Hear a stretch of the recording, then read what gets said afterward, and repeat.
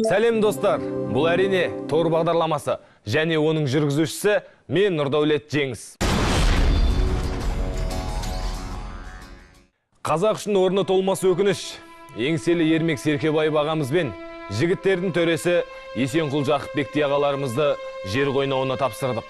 Жатқан жерлері жайлы, жандары жәннатта болсын. Жарас Кемелжан. Кеше марқұм Ермек Серкебаевты Алматы жұрты ақтық сапарға шығарып салды. Марқұмның жаны жәннатта болсын. Бірақ жүрегімді шымырлатқан жай халықтың шапалақ соққаны болды. Еш түсінбедім мұнысын. Адам қаза болып жатса неге қол соғады? Қол соғу барлық елде қошеметтің нышаны емес пе? Ризалықтың, алғыстың белгісі ғой. Ал өлген адамға неге қол соғады? Қаза қуаныш па? Нұрсұлтан Дүйсебек. Жаназада қол шапалақтау қазір сол Алматыда бар шығар, ал бізде батыста ондай жоқ. Бұрын мұндай Алматыда да болмаған сияқты еді ғой. Қол шапалақтауды әкім қаралар мен бай манаптар басқа жақтан әкелген шығар, ешкі бастар. Қамбар Ахметов. Мәдениет саласы бойынша 2013 жылғы мемлекеттік стипендия алғандар тізімі. Ақын жазушылар арасында күні кеше дүниеден өткен ақтаңгер ақын Есенқұл Жақыпбек те бар екен. Арман Қадырбек. Естуімше, Есенқұл ағамызды 16 күні Ұзынағаш ауылының мәдениет үйінен шығарады екен. Нар тұлғалы азаматын арулап, кеңсайға жерлейтін жөні бар. Жазушылар одағының осыған да жарымағаныма, жаныма қатты батты. 770 ақын жазушысы бар одағымай, аман болыңдар шайтеуір. Естідіңіздер ме? Барахолка тағы да өртенді. Аханның құлагерін өлтірген батыраштардың бұл күнде балтасы өткір болып тұр. Ахан серінің қайғысын құлагер базарының саудагерлері түсініп жатқан сияқты. Рахимжанова Жанар. Өрт таңғы сағат 7-де ұйқыдан шошып оятты. Базар жанып жатыр. Қарап отырғанымыз осы, бір үйлі жанды асырап отырған тамақтан қағылдық. Әдейі отпен ойнаған үкімет халықтың қарғысына ұшыраймыз демей ме, бүйтіп базарды көшіргені құрсын. Осыны жасап жатқан адамдардың өзі әдемі өмір сүргенімен ұрпағы ше, ертеңін ойламаған, қарапайым халықпен санаспаған биліктің барынан жоғы. Тауарым жоқ болды, қаншама еңбек зая кетті. Амал жоқ, кімді кінәлайсың? Қанат Әбілқайыр. Дей салдым, Ақан серінің құлагері мертігушет, Алматының құлагері өртеніп өлді. Қазақтың аралына Сырдарияның суы жетпей опат болған еді. Алматының аралына Башконың суы жетпей күйіп кетті. Базардың атын қойғанда да абай болайықшы. Тағдыр деген есімге сай қайталанады екен ғой. Мақпал Қожақанова. Барахолкадағы өрт туралы мақалаға мынадай пікір түсіпті. Айтпаса да фотода түсінікті етіп түсірілген екен. Өртенсін, бөгет болмаңдар, деп арнайы әскери жасақ қоршап тұр ғой. Ирина Савитжанқызы. 8-де барахолкада болдық. Телефон байланысына дейін дұрыс болмай қалды. Көмек шақыртуға да кедергі келтірілді. Адам қолымен жасалған жағдай. 2 ай бұрын алады, декабрьдің уже арендасын алып қойған. Дұрыс емес қой, вообще дұрыс емес. 1 ноябрьдан 10 ноябрьға дейін жинап қойды дауына. Барахолкада болған алапатты өрттен кейін саудагерлер әлі есін жия алар емес. Қызыл жалын Арал базарындағы 25, ал құлагердегі 340 контейнерді толықтай шарпып өткен. Кейбіреулер аман қалған тауарларын қауіпсіз жерге тасып жатыр. Ал заттары түгелдей жанып кеткен сатушылар не істерін білмейді. Ал базар басшылары болса, әр ай сайын олардан 150 мың теңге жинап, жалдау ақысын жыл соңына дейін есептесіп қалтасына басқан. Ешкім айтқан жоқ, Әлішер айтты, бұзылмайды. Мен айтам бұзылмайды деп арендан жинап кеткен кезде біз сұрадық. Әлішер бұзылады екен ғой дегенде контролеріміз. Бұл базар бұзылмайды деп айтты. Содан кейін біз ақшаның бәрін товарға салдық. 2 склад товарым түгел өртеніп кетті. Документтерім бәрі. Не дейміз енді? Қарапайым халық қиналып жатырмыз, басқа ешкімнің ештеңесі кеткен жоқ. Сатушы базар басшылары бұл жерде өрт қауіпсіздік сақталмағанын, әрі заңсыз жұмыс істеп жатқанын ескерткенде, мұндай жағдайға душар болмас едік деп өкінеді. Естеріңізде болса, биыл 11 қазанда Алматы қалалық төтенше жағдайлар департаменті құлагерді тексеріп, базарды жабуды талап еткен еді. Себебі мұнда өртке қауіпті 13 жағдайда анықтаған болатын. Егер бізге алдын ала айтқан болса, біз басқа жақтан орын табар едік. Басқа жаққа условиясы бар, базарға көшіңдер, көшіп кетіңдер десе, біз товарымызды алып көшіп кететін едік. Барахолкада 14 базар бар, олардың 10-ы толығымен, ал 4-еуі жартылай қызыл сызықтың үстінде орналасқан. Сондықтан бұл сауда нүктелерін сот үкімімен сүруге шешім қабылданған. Мұнда заманауи қауіпсіздік, тазалық талаптарына сай сауда орындары тұрғызылуы тиіс. Алайда базар басшылығы халықтың қамы емес, өз қалтасын ойлаған сыңайлы. Саудагерлермен кездесу болған кезде ол туралы әңгіме қозғалған. Біз айтқанбыз, күнделікті охранаға төлеңіз,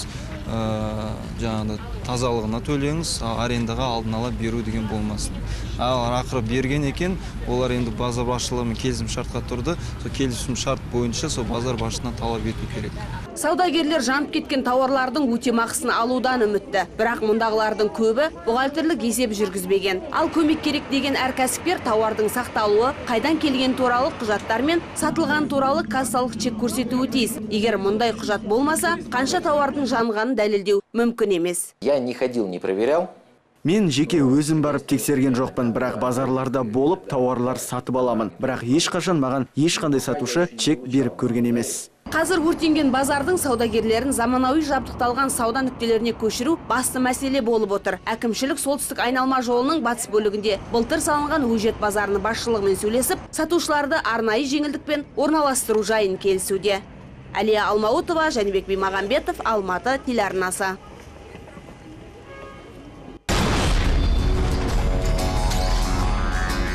Біздің тәуелсіздік алғанымыздың 20 жылдығына арнап 20 мың теңгелік банкнот жасап жатырмыз.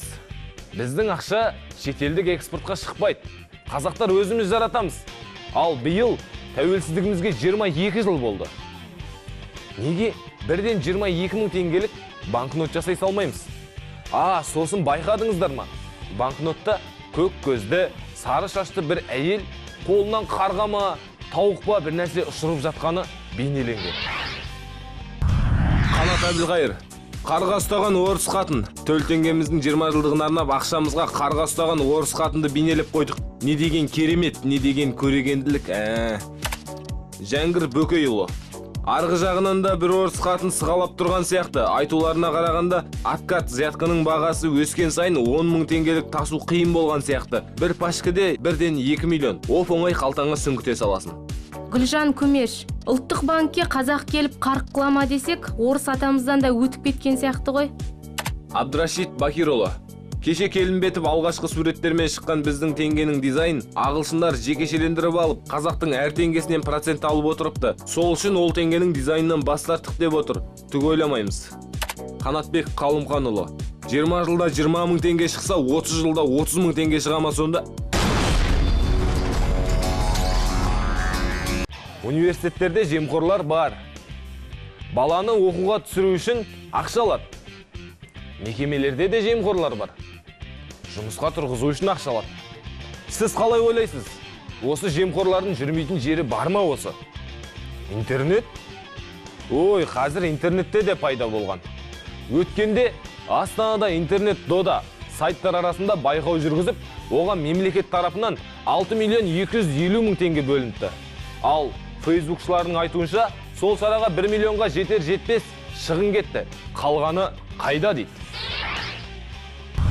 Мейіргүл Оңғарова. Қазайтыс порталына номинация иегері болғанын айтып, ешкімде хабарласпаған екен. Кейін сыйлықты алып кетпегендеріңіз үшін сыйлықтарыңыз күйіп кетті депті. Мұрат Әбенов. Толық қосыламын. Массагет KZ интернет дода байқауынан бірінші орын жүлдесінен бас тартты. Батыл және әділ қадам. Алмас Алтай. Расында сол кезде ушығып тұрғанда бас тарту керек еді. Енді бәрі ұмытылған кезде оқыс оянып кетіпті ғой. Қалу керек еді. Сол жабулы күйде. Бәрі өтіп кетті емес пе? Мейіргүл Оңғарова. Массагет тыңғылықты зерттеу жүргізді. Керісінше шу енді басталады. Күтіңіздер. Ботик Мұхтар. Есті ақыл айтатын адам жоқ, албырттық қой бұл. Өзгелер ақмақтықтан бас тартпай отырған жоқ. Латын қарпіне көшу біз үшін мода болып бара жатқандай. Біреулер көшейік десе, енді біреулер керегі не дейді? Қызық, осы қазақтарды түсіну математика сабағынан да қиын. Нұрлан Жанай.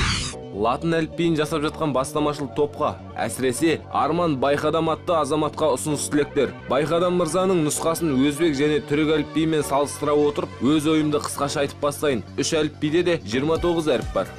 Лейла Жанқабаева. Әліпби ауыстырудың не қажеті бар түсінбедім. Елімізде қазақ тілін толық игере алмаған қазағымыз көп. Мұна әліпбимен тіптен басымыз қататын болды. Нұрғали Нұртай. Бір қайнап суып қалған қазанды қайта қайнатып жатырсыздар ма? Су алып кетпесін. Нұржан Сәдірбекұлы. Әліпби ауыстырғанда асқан сақтық қажет. Нұрғали Нұртай. Мен төтеге көшуде емес, осы әліпбиді қайта құрастырайық деп жоғарыда айттым. Бұл тек қазақ газетінің 100 жылдығының қарсаңында жазғаным еді. Дамудың жөні осы екен деп, тарихыңды ұмытпа, қазағым. Ғаламтордағы қызықты жазбалар молайсын. Торда жолыққанша сау, саламатта болыңыздар.